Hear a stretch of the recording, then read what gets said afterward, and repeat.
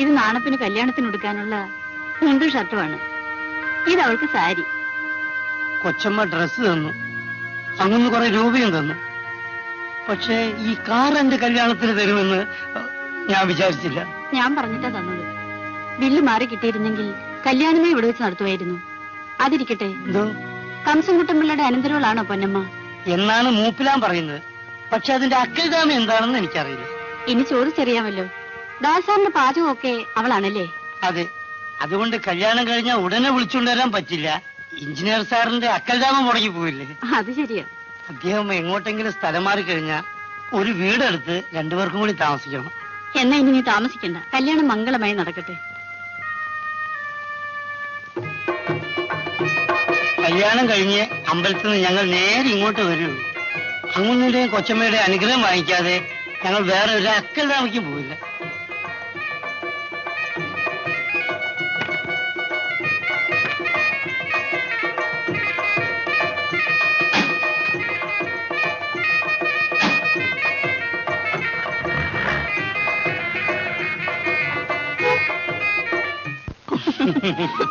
പൊന്നമ്മേ, അങ്ങൊന്നും കൊച്ചമ്മയും നിർബന്ധിച്ചുകൊണ്ടാണ് ഞാൻ ഇപ്പൊ നിന്റെ കഴുത്ത് താലി കെട്ടി. അപ്പൊ എന്നോട് സ്നേഹമില്ലായിരുന്നു? സ്നേഹമുണ്ട്. പക്ഷെ ഒരു ഭാര്യ എന്ന നിലയിൽ ഒരു വീടെടുത്ത് താമസിപ്പിക്കാനുള്ള അക്കൽദാമ എന്റെ കയ്യിലായിരുന്നു. അതുകൊണ്ട് അതിനുള്ള സൗകര്യം വന്നിട്ട് കല്യാണം കഴിച്ചാൽ മതി എന്ന് കരുതി. ഏതായാലും നമുക്ക് രണ്ടുപേർക്കും ജോലിയുണ്ടല്ലോ. കഴിയുന്നതും വേഗം നമുക്കൊരു വീട് വെക്കണം. നിന്നിനി ജോലിക്ക് അയക്കരുതെന്നാണ് എന്റെ ആഗ്രഹം. പക്ഷേ പറഞ്ഞിട്ട് ഫലമില്ലല്ലോ. തൽക്കാലം പകൽ നമുക്ക് ജോലി ചെയ്യാം. രാത്രിയിൽ എന്നും ഞാനിങ്ങ് വരാം. കാശൊന്നും കളയാതെ തന്നെ ഏൽപ്പിക്കണം. എന്തിന്? നിന്റെ മാമനോടില്ലേ? രണ്ടുപേരും കാശ് എന്നെ ഏൽപ്പിച്ചാ മതി. വേണ്ട വേണ്ട, ഞങ്ങൾ ജോലി ചെയ്യുന്ന കാശ് ഞങ്ങൾ സൂക്ഷിച്ചോളാം. ആരെ സഹായിക്കാൻ വരണ്ട.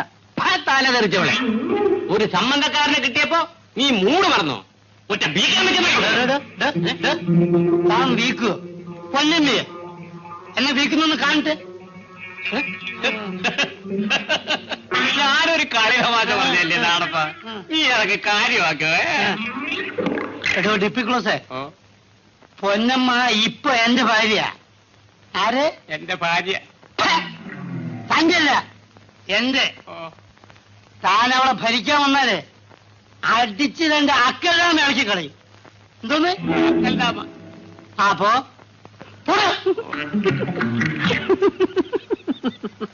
ഞാനവരൊന്ന് വരട്ടി നോക്കിയതാ. മോളെ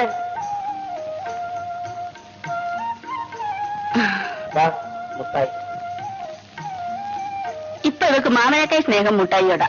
അവൾ എന്തിനെങ്കിലും സ്നേഹിച്ച് പഠിക്കട്ടെ. ഇത് കൊണ്ടുപോയി വെട്ടി കഴുകി വറുത്തും പൊരിച്ചൊക്കെ വെക്കാൻ.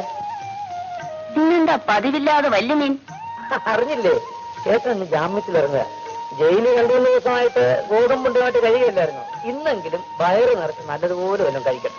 കൂലി കിട്ടാത്ത ഈ സമയത്ത് എന്തിനാ ഇത് വാങ്ങിയത്? കടമല്ലേ, കാശ് കിട്ടുമ്പോ കൊടുക്കും. ബില്ല് മാറിയില്ലെങ്കിലും കൂലിക്കുടിശ്ശിക തീർത്തു കൊടുക്കാൻ സർക്കാരിൽ നിന്ന് പണം വെച്ചിട്ടുണ്ട്. അപ്പോൾ സമരം നിർത്താമല്ലോ. നിർത്താം. ഗോപാലൻ കിടന്ന് വന്നത്. മോളെ, ഇന്ന് നിന്റെ മാമൻ വരും.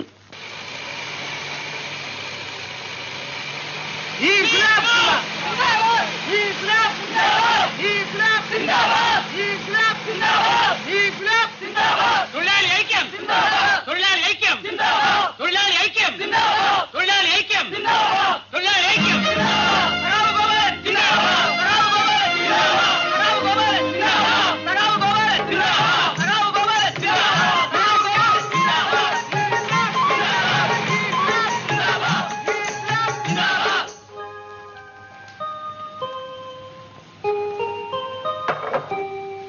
രണ്ടു ദിവസം കൊണ്ട് ചേട്ടനങ്ങ് ക്ഷീണിച്ചു പോയി.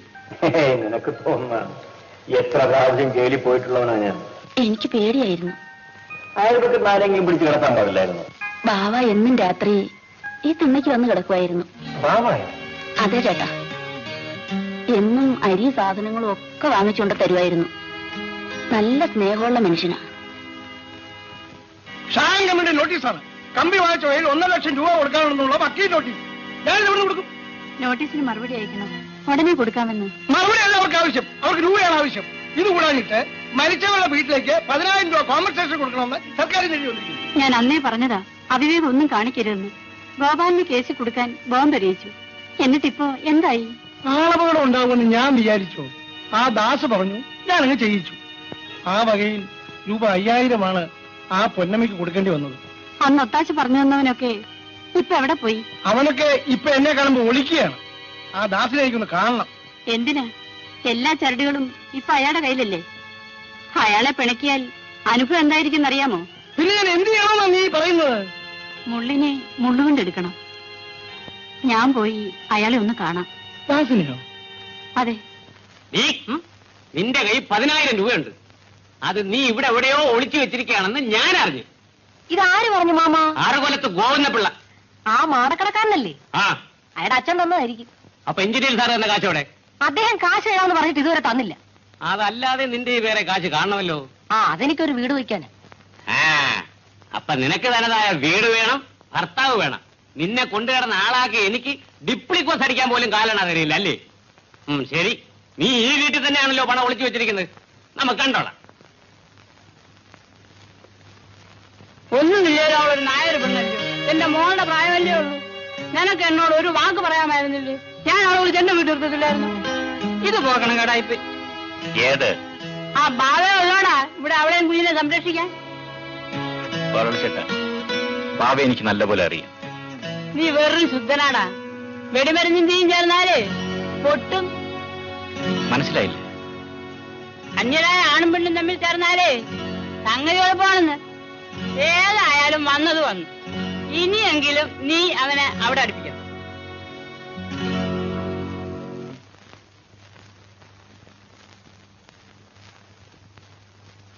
നമസ്കാരം സാർ. നമസ്കാരം. കാറിന്റെ ഹോൺ കേട്ടപ്പോ ഞാൻ വിചാരിച്ചു വാസുക്കുട്ടൻ പിള്ളയാണെന്ന്. എന്താ പതിവില്ലാതെ? സാറിനെ ഒന്ന് കാണാൻ വന്നതാ. ആ, ബില്ലിന്റെ കാര്യം. ഓ, ഐ സി. അതേപ്പറ്റി വിശദമായി സംസാരിക്കണമെങ്കിൽ അല്പം സമയം വേണം. എനിക്ക് തിടുക്കമൊന്നുമില്ല. ആ, എന്നാ നാളെപ്പം താഴെ ചെന്നിരിക്കും. ഞങ്ങൾക്ക് അല്പം സർക്കാർ കാര്യം സംസാരിക്കാനുണ്ട്. എന്നാ ഞാൻ പോയി എന്റെ അക്കൽരാമിന്ന് കണ്ടേച്ചും വരാം. വരണമെന്നില്ല, ഭവാനിയമ്മയും ഞാൻ കൊണ്ടുവിട്ടോളാം. ഞാൻ പോയിക്കോട്ടെ കൊച്ചമ്മേ? നീ ഭാര്യയുടെ അടുത്തേക്ക് പോയല്ലേ, ഞാൻ പൊയ്ക്കൊള്ളാം. വരൂ, അകത്തിന് സംസാരിക്കാം. വരൂ, ഇരിക്കും. സാറേ, ഈ ബില്ല് മാറി കിട്ടാത്തത് കൊണ്ട് സുനിന്ദയുടെ അച്ഛൻ വല്ലാതെ വിഷമിക്കുകയാണ്.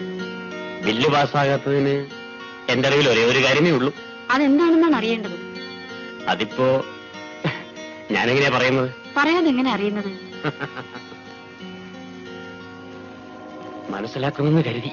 അദ്ദേഹത്തിന് പുതിയ ഏർപ്പാടുകളൊന്നും അറിഞ്ഞുകൂടാ. പണ്ടൊക്കെ എഞ്ചിനീയർമാർ ബില്ല് പാസ്സാക്കി വീട്ടിൽ കൊണ്ട് കൊടുക്കുകയായിരുന്നു. കൊണ്ടേ കൊടുക്കുന്നവർ ഇപ്പോഴും ഉണ്ട്. സാർ എന്താ ഉദ്ദേശിക്കുന്നത്? പണം വേണോ? എങ്കിലിത് പറഞ്ഞാൽ മതിയായിരുന്നല്ലോ.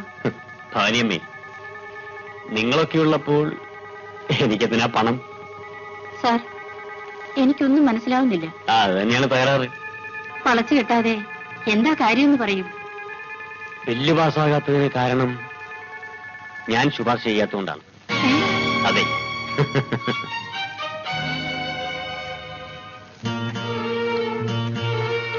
ഞാൻ ശുപാർശ ചെയ്യണമെങ്കിൽ ഞാൻ ആഗ്രഹിക്കുന്നത് എനിക്ക് കിട്ടണം. ദാസ്, ഞാൻ ഇത്ര വിചാരിച്ചില്ല. എന്റെ ഭർത്താവിന് കുറെ കടമുണ്ട്. പക്ഷേ അദ്ദേഹത്തിന്റെ മാനമാണ് എനിക്ക് വലുത്. നിങ്ങൾ പരിചയിച്ചിട്ടുള്ള വഴി ഇതായിരിക്കാം. പക്ഷേ ദാസ്, വാസുക്കുട്ടമ്പിള്ളയുടെ ഭാര്യയെ ഇതിനെ കിട്ടുകയില്ല. നിൽക്കൂ. വാസുക്കുട്ടമ്പിള്ള ഇന്ന് കൊലക്കേസിൽ പ്രതിയാണെന്ന് അറിയാമല്ലോ. സർവ്വ തെളിവുകളും എന്റെ കയ്യിലുണ്ട്. നാളെ തൂക്കുമരത്തിൽ വാസുക്കുട്ടമ്പിള്ളയുടെ ജീവൻ പിടഞ്ഞ് അവസാനിക്കുമ്പോ ഞാൻ നിങ്ങളെ വന്ന് കണ്ടോളാം. പൊക്കോളൂ. ഞങ്ങളെ ചതിക്കരുത്. എന്റെ ഭർത്താവ് നിരപരാധിയാണ്. അല്ല, അയാളാണ് പൊന്നമ്മയെ കൊണ്ട് ഗ്രാനേഡ് എറിയിച്ചത്, രണ്ടുപേരെ കൊല്ലിച്ചത്. സാർ, ജീവിച്ചിരിക്കുന്ന ഭർത്താവിന്റെ മാനമല്ലേ നിങ്ങൾക്ക് വലുത്? നാളെ ആ മാനം എന്താകുമെന്ന് നമ്മൾക്ക് കാണാം. നിങ്ങൾ പോകുന്നില്ലേ? എനിക്ക് അല്പം ജോലിയുണ്ട്. ഇല്ല, ഞാൻ പോകുന്നില്ല. സാർ, അദ്ദേഹത്തിന്റെ ജീവനേക്കാൾ വലുതായി എനിക്കൊന്നുമില്ല. ഒന്നും പേടിക്കാനില്ലെന്നേ. സാർ, ഞാനൊരു ഭാര്യയാണ്. എന്റെ അഭിമാനം. അത് ന്യായം.